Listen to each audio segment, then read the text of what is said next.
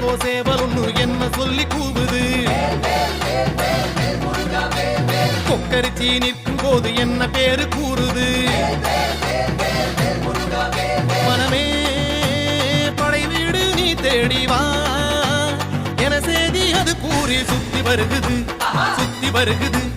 முத்து வேலை சுத்தி சுத்தி முக்தி அடையுது கத்தி வருகுது தங்க வேலை சுத்தி சுத்தி தஞ்சம் அடையுது